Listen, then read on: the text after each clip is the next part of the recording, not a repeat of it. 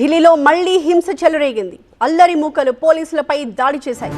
ఇద్దరు ఏసీపీలు, ఇద్దరు ఇన్స్పెక్టర్లకు ఈ దాడిలో గాయాలయ్యాయి. జంతర్ మంతర్ పరిసరాల్లో ప్రస్తుతం ఇంటర్నెట్ పై ఆంక్షలు విధించారు.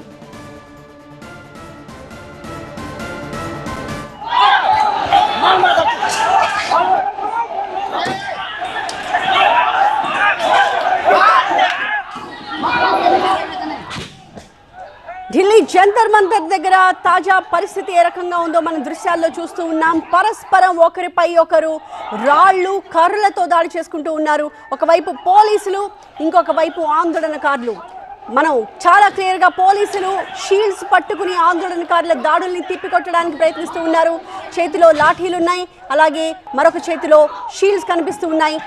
ఆందోళనకారులు పెద్ద సంఖ్యలో రాళ్లతో అలాగే కర్రలతో అక్కడ ర్యాపిడ్ యాక్షన్ ఫోర్స్లపై, పోలీసులపై దాడులు చేయడానికి ప్రయత్నించిన క్రమంలో పోలీసులు వాళ్ళని కంట్రోల్లోకి తీసుకురావడానికి, ఆ దాడుల్ని అడ్డుకోవడానికి వాళ్ళు చేసిన ప్రయత్నాలు కనిపిస్తూ ఉన్నాయి.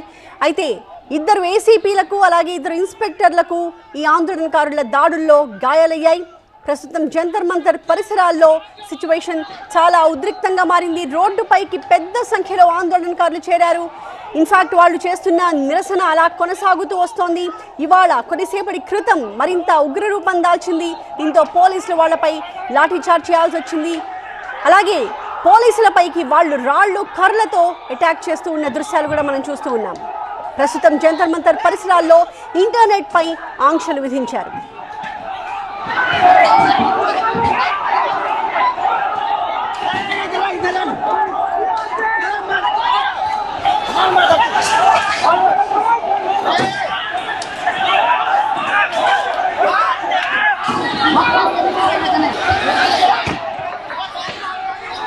ఢిల్లీలో మళ్లీ హింస చెలరేగింది. జంతర్ మంతర్ పరిసరాల్లో పరిస్థితి ఎంత ఉద్రిక్తంగా మారిందో మనం చూస్తూ ఉన్నాము.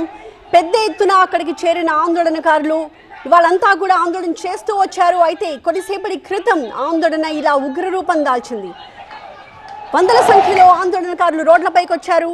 పరిస్థితి చేయి దాటకుండా ఉండడానికి పోలీసులు భారీ సంఖ్యలో మోహరించినప్పటికీ కర్రలు, రాళ్లతో వాళ్ళు పోలీసులపై అలాగే సెక్యూరిటీ ఫోర్సెస్ మీద, ర్యాపిడ్ యాక్షన్ ఫోర్సెస్ మీద దాడులు చేయడానికి ప్రయత్నించారు. ఈ దాడుల్లో పోలీస్ అధికారులకు కూడా గాయాలయ్యాయి.